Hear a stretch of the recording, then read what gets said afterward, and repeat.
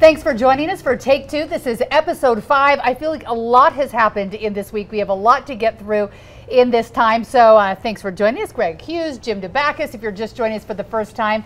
Thanks for being with us. We are in, I guess, the final stretch of the legislative session. That's we right. only have till March 14th, so hallelujah! Yeah, in there. a lot has to get accomplished, and not including a tax bill that's, I think, 257 or 75 pages. A lot. I haven't personally read the whole Wouldn't thing. it be great if the legislature met every 5 years for 3 days? For 3 days, I think mean, they'd get so nothing much less accomplished. damage would happen. Right? Okay, Yeah. so talk about the damage we're going to get done today. We want to talk about the text ban. Governor Herbert actually okay with stronger beer. We're going to talk about the BYU police force, which I feel like we need to say in air quotes right now because they may not be police for much longer. The inland port tax bill, and then some controversy on the Hill after a little story about charter schools. So that is all coming up. We want to start with the text ban. This has been brought up for 3 different years. I'll start with you, Jim. Why is this not passing? 76% of people in a Hinckley Institute poll say, let's get rid of phones and driving. Why? Our sanctimonious legislature. You used to be one of them. Thank you, Heidi, for right. pointing out that salient point. Okay, good. Oh, you should have heard them on the 0.5% DUI. That means 1 glass of wine for a petite woman, and she's getting locked up for DUI. We brought up experts that said texting makes you 10 times more dangerous than being at 0.5 DUI. And the legislature said, well, it's all about safety. And then they went and passed all that. I've never heard that tone like that. It was now, very There's never his like voice that, shaking yes. like that. now texting, which really is dangerous, well, people have to have freedom, blah, blah, blah, blah, blah. It is dangerous. It's terrible. People are dying. We got to stop playing games. Do you don't text have ever the in your car? freedom. Yes, all the time. and I would like a horrible fine. I mean, what if I do something terrible and I don't die, but somebody else does? So we need someone to be the parent and tell us no. Exactly. So you would have voted for it. I would have voted for it. Did you vote for it the last couple of years when it was up? I can't remember. Oh my Took gosh. so many Oh, votes. You're so I just sick saw to that. voting Bob, about that it. was Now a you weave. can't That was a remember? Bob I'm weave. sure I'm I going to go did, check but your record. I can't believe I didn't before I come up here. Okay. Greg, why is this dying? I heard that maybe it was too stiff a fine. It was $750, maybe more jail time than a DUI. Is that why? Or we all want to text? There were 2 debates going. This is behind the curtain stuff. You'll only hear here. Take us behind the curtains, Greg. So there is a distracted driving citation that you can already be charged with if you are texting and it is doing as Jim just described, making you a dangerous driver. That is already But it's not a primary illegal. offense. No, I think if you are swerving and you are distracted and the officer believes that you are, they can pull you over for distracted driving. But I will tell you that there was another debate going on about around the same time on a different bill about financial literacy, and there was some reference to socialism versus a free market. And there began this robust argument to make sure that disparaging socialism was not somehow in this bill. And I think it was an irony. What does socialism have to do with this? I think that there was an irony with that debate that many were surprised they were even having about socialism. And then the next bill, poor Carol Spackman-Moss, being a bill that would feel like a nanny state or feel like it was more heavy-handed beyond distracted driving, that it was going to and that bill, by the way, has exceptions. Like you can look at your phone for the map if it's the Google map. Okay. There's exceptions to it too that make the enforcement of or the likelihood to be pulled over when you're not violating it higher. And so I think that there was a theme going on that day about whether the heavy-handedness of government versus not, and where its role should be. And I think that one debate kind of blended in the mindset of the other. I'm telling you, you're not going to read that in the paper, but I'm telling you that's what was going on. For or against it if you were there? I'd vote against it in that we have statutes on the books right now to guard and to enforce against distracted driving. Just one more thing. This isn't going back on what Greg did, but the legislature's hypocrisy. They are for free enterprise. They are for economic opportunity. They hate socialism. And yet, when it comes to alcohol, they are ballistic. We have a completely socialist state-run alcohol. I voted against it. And there it is. It's totally alcohol. inconsistent. No, they're not completely ballistic because the governor in his monthly address, he actually said that he wants to reflect the market right now, and he's not worried about an uptick of DUIs if we go from 3.2 to 4.8 beer. So there's obviously room for stronger beer here in Utah. Do you support the governor, I'm assuming, in this? Do you love the governor? All of a sudden he's like, no, we should have no beer. I don't know if the governor, maybe he was at 0.5 when maybe he was buzzed when he made that decision. I don't think he was. But probably not. Look, this was a classic Republican clash of values. You had alcohol and the horror of it, but then you had all of the people from the retail lobby who give them so much money, and it was morality against cash and morality. In this case, guess who won? The cash won, and all of those lobbyists, and we're going to continue to have beer in convenience stores and in retail and grocery stores. I might give you an Oscar for that performance. I know, it's very... He is an actor. We're going to talk more about that in a minute. But are you supportive of this move? A lot of people, like some family values groups, are not super excited about this. Yeah, I think that bill's going to have a lot of difficulty getting through in the House. I think there's an argument that, look, as fewer states have this 3.2 alcohol content, that the major beer manufacturers will stop making it, which would have this detrimental impact on convenience stores, supermarkets, those who sell it.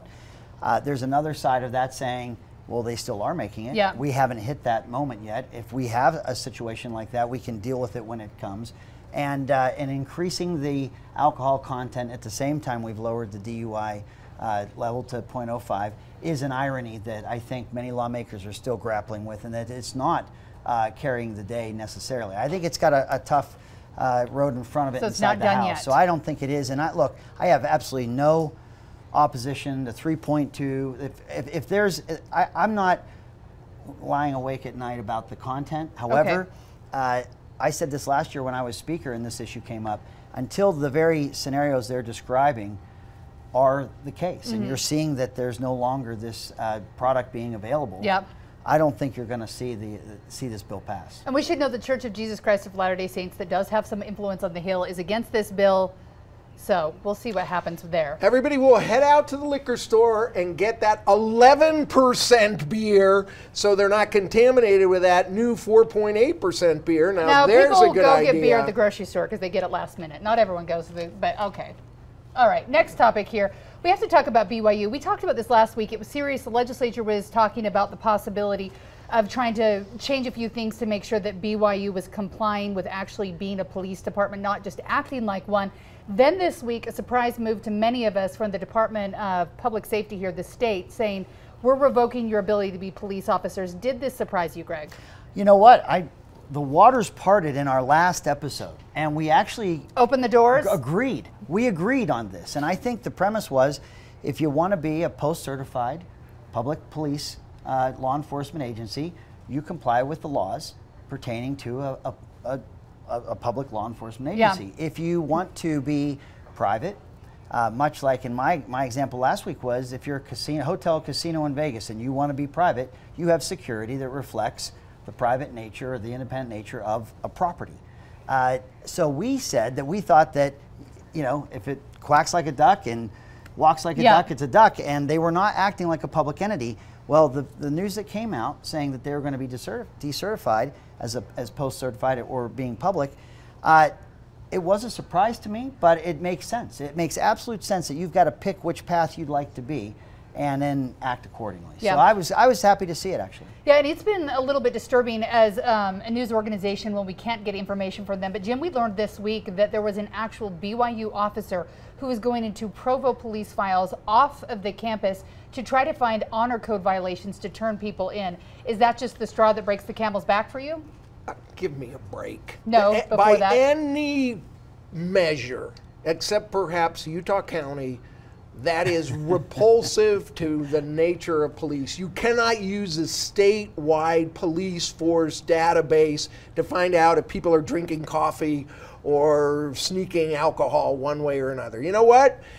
BYU has to decide. They're going to be state certified and have to live up to our state standards, or they can become mall cops, and then their power is when they're on their campus, and that's it. But they cannot, that's a line that can't be crossed. All right, very good. Just for the record, you graduated from BYU, right? I went to BYU. You went to BYU but didn't actually graduate? I didn't actually graduate. Okay, good.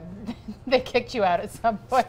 Greg, where did you graduate from? I feel like we should let everyone know. I went to Utah Valley, it's now University, State College, and then I transferred to BYU. I attended, but I didn't graduate from BYU. Okay, so you're both Utah County kids. All right. Yeah. Let's talk about the inland port right now, which is a big topic and a big monster to discuss. A lot of people don't even understand it, but right now there's a bill in the legislature that would do a couple things. One of them concerns me is that it would make sure that Salt Lake City could never sue, as I understand it, which is a little disturbing to me when you take away all rights to sue. It would also make a hub and spoke, which you guys can maybe explain why this is good or bad. Let's start with you this time, Jim. Look, the hub and spoke, one of the big problems with the inland port is they refuse to say we will never take coal and bring it up through our city, and even with canvas over it or whatever, we don't want coal here ever, ever, ever. And they wouldn't put it in the law. It still exists as a possibility. It sounds stupid that you would take coal in eastern Utah and bring it here, but who knows? The legislature, they do things sometimes.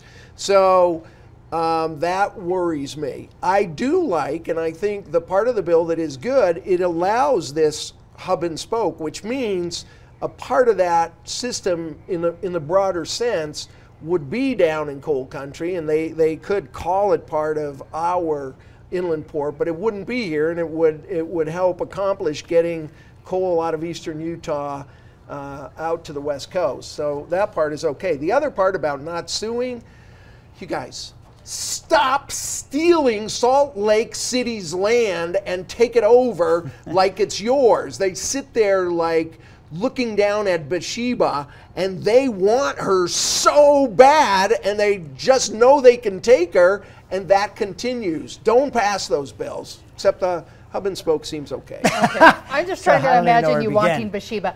All right, let's go to this. So does this make sense to not be transporting coal up here and then back and then back? Does this make sense at all? Yeah, this is the issue though.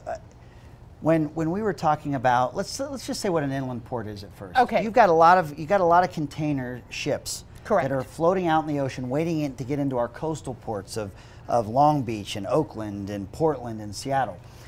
There's a congestion because the global supply chain is becoming more robust. Mm-hmm. The shipping of goods, the world's getting smaller, and so this is happening. This trade is happening more often. In the east, we have Kansas City, we have Louisville, we have what they call inland ports. So if you imagine a coastal port being a hub and a spoke being the inland port, our coastal ports on the western seaboard, they do not oppose Utah having an inland port because there isn't a U.S. Customs bonded port to go through customs to receive or to export west of the Mississippi like there is in the east. So they welcome the opportunity. When we argued this bill last year, when we passed this bill last year, in asking the leaders of Salt Lake City, and even my friend Senator Dabakis, are you trying to ban, pick winners and losers of what we could export out of the state of Utah? The answer was, so long as it's responsible, we wouldn't want to ban natural resources. Once that bill passed, there was a change of heart in terms of not wanting to see any natural resources arrive here. But because that board began to convene and because those public hearings occurred, the feedback about the airshed pollution, how many trucks, the more rail you use, the less trucks you're going to see on the road. Yeah. It bore out this idea. If the hub of a coastal port and a spoke of an inland port is a good principle, then why not have a hub of an inland port here in Utah and then spokes or satellite bonded U.S. Customs ports in the Uinta Basin where the natural resources could be?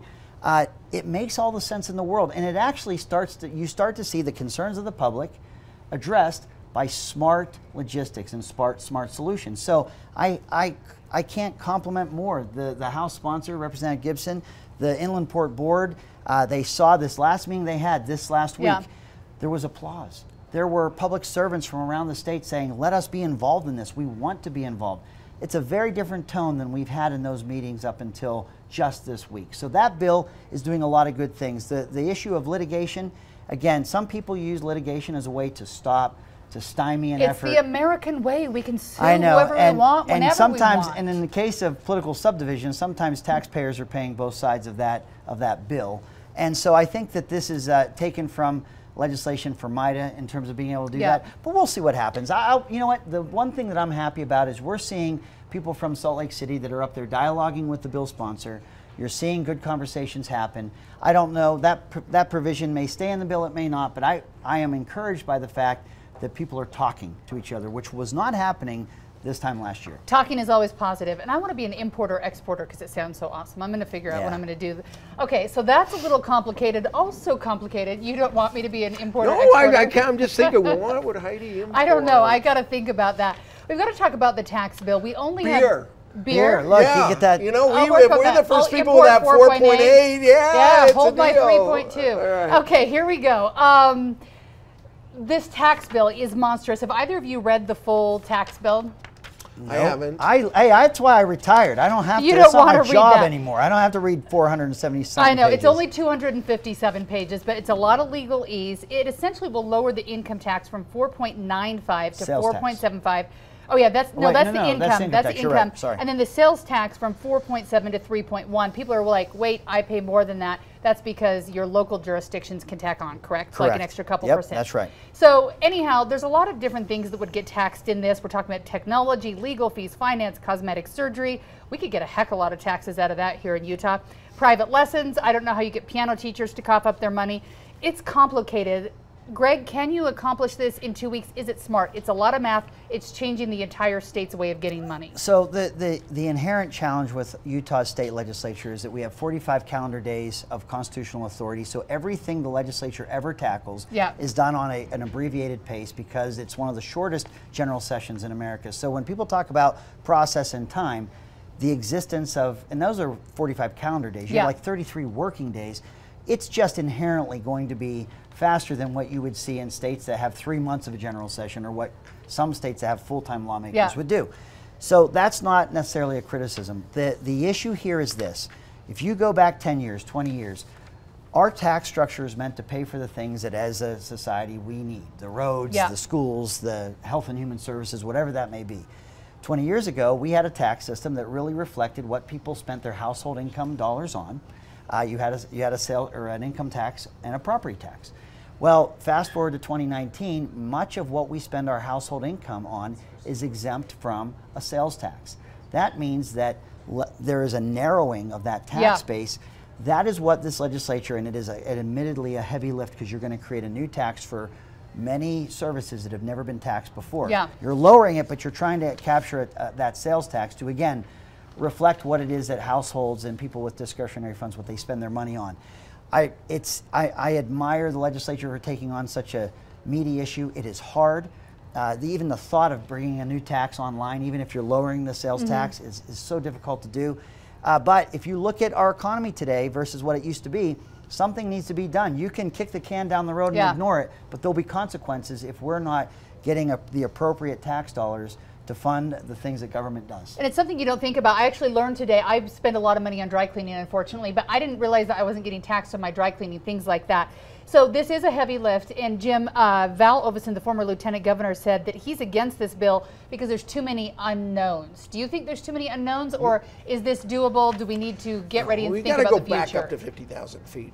Taxes in the state come in 3 chunks. Income tax, sales tax, and the other tax. What's our other tax? You got property tax, property income tax, Okay, so it's a 3 legged stool. One of the stools is sagging a little bit. Sales tax. Just by the nature of we're doing things. So that's what they're trying to address. Look, we had $1.1 billion in extra revenue this year. The issue is not monkeying around with this chair. It is stop thinking about huge tax cuts and start thinking about the state's liability to its children. We're still 50th, and that's not being touched. You look at a chart over the last 30 years, it's dead even as far as real dollars go in education. So the legislature ought to stop saying, we're so fiscally wonderful. The only reason we're fiscally wonderful is because we're cheating our children. If we were 25th instead of 50th in per child spending, we would be an economic wreck. Jim is so that's what we're balancing. Jim is and making that's the argument what, for this reform, and I'll tell you why. Income tax is dedicated to education. Yes, and we're going to lose 200 million from that, right? No, they're actually going to try and hold. They're going to try and hold this whole thing harmless. But what is happening is, when you have all that surplus that Jim just described coming in your income tax, that's where most of that surplus is coming from. There has been a way to fund higher ed with less general fund money and use that general fund money for other expenses, and then use income tax dollars that would have gone to your public schools and use that for higher ed. This would protect the income tax to be used for education if you can find revenue that would be more, which would be our general fund, which is a sales tax. So Jim has described the frustrations he's expressing. This reform would address. I will say but all that said, it is an incredibly difficult, politically heavy lift, and it's hard. And the reason why you're seeing them try to cut taxes is they're not trying to increase the burden on taxpayers per se. They're trying to see that distribution addresses the areas that government is tasked with. And that's why you're seeing the tax cuts, because they're trying to do it in a way that's revenue neutral. That's wonkish, I know, Jim's but it's the truth. All right, one last word, okay, one last really word. quick, because we got one more it's important all topic. Don't listen to the legislature. It's all gobbledygook. we don't have to raise taxes on one soul who's making under $50,000 to make up for all of these excesses by doing two things. One, going back to all the huge corporate giveaways, like the $70 million a year we gave them in special session in the summer. And second, if we went back to the 2006 income tax, which went up to 7%, and we just left that 7% on for people making $500,000 or more, it would bring in $322 million. And I have yet to meet one person, and you contact me if you're that person. Okay, good. If you're making more than $500,000 a year and you would object to your taxes going up by 2% with all the money going to schools, you let me know, because I've yet to meet that person. Okay, I'm told we're done with this. We have a special guest for this 5th episode of Take Two, because there's been a lot of talk on Capitol Hill. We have investigative reporter Chris Jones joining us. Let me explain here. There is a story about charter schools and how the legislature is involved in some of the votes and how they happen. Chris did that this week. I'm going to let him explain to you a couple sentences real quick what the story was about and why all the fuss on Capitol Hill. And Hughes hated it, so watch it. We got a debate coming. We have a debate coming. All right, it'll be good, though. Tell us about your story. Well, we've been working on this project for some time. It's called Beyond the Books. And we've been looking into education, predominantly spending on education. And that kind of led us down this path to ask the question, lawmakers and the connection to charter schools. And so we asked that question. Do lawmakers who have a financial interest in charter schools, is there some sort of influence that they have on the Hill? And conversely, we asked the same question about lawmakers who sit on boards, like the speaker does, or used to, Summit Academy. Once you're former, I think you can always be a speaker. Right. Okay, good. So, you know, and there was a lot of debate about this. We heard a lot of comment from a lot of residents who said, you know, good for you. And then, of course, we heard from lawmakers who said, you know, we felt like there was some things in that story that we didn't care for. And so, you know, that's kind of why I'm here, to kind of deal with those issues. Yeah, so we brought Chris in here, not because we want to pick apart his reporting, because every day here in the newsroom we talk about what we do. Sometimes we regret decisions we make. Sometimes we can see that we could have made them differently. So we're here to talk about this. Greg, you had some issues. What was your #1 concern? Yeah, and that's what I appreciate about this podcast and this programming, because you have, with two former lawmakers and within a newsroom, the less likelihood that people are insular and seeing the world just from specific points of view. The two issues about the story that I thought needed further discussion was the role of volunteer boards and those lawmakers that serve on those boards. And I felt that there was a broad net that was cast across lawmakers. There are lawmakers that work within the charter school world, but you also have lawmakers that work within the public school world, and you have them in law enforcement. You kind of want a citizen legislature to represent those different aspects that state government's going to make decisions on. But if you're a volunteer board member, if you look at the conflict of interest sheets, and we make sure that this is a transparent process, volunteerism on a board is wholly different than your profession or where household income would be derived from. In the report, it seemed to me that membership or participation on a volunteer board was seen in the same prism as those who would work in that same field. And I don't think that that's a standard that's used for those lawmakers that may serve on the ACLU's board, Envision Utah's board, hospital boards. And so I think there needs to be, I think I think that for a public that doesn't understand or would not know, because that's why you elect people to get up there and get in the deep grass. If there isn't an intimate understanding of the different roles that lawmakers play, that casting those that serve on volunteer boards the same as those that would work in that field, I think is inaccurate. Yeah. The second issue was the DUI footage of one particular former senator, and I felt that it had no relation to the story at all. I thought it was a distraction to that story, and I thought that if we want to get into the debate, which I know Jim is chomping at the bit to do, bringing up somebody's experience with a DUI was not relevant, but would be sensational and would probably draw eyes to a story like that. So those are the two things. Do you want to talk about the thought process there? And before we go on, our producers are telling me in my ear we need to wrap up. We want to give this a few minutes, so we're not going to do that. We need to let you have your say here. Okay. So go ahead. I'm glad you brought that up, because that is something that we've been sort of soul searching in the newsroom. I think a lot of the thinking that went into it was, at the time, this lawmaker was pushing for some pretty harsh DUI laws, and then was later caught for DUI. And I think somewhere in the back of my mind that registered that hypocrisy. But that being said, the simple fact that we put that in the story, it didn't advance the story.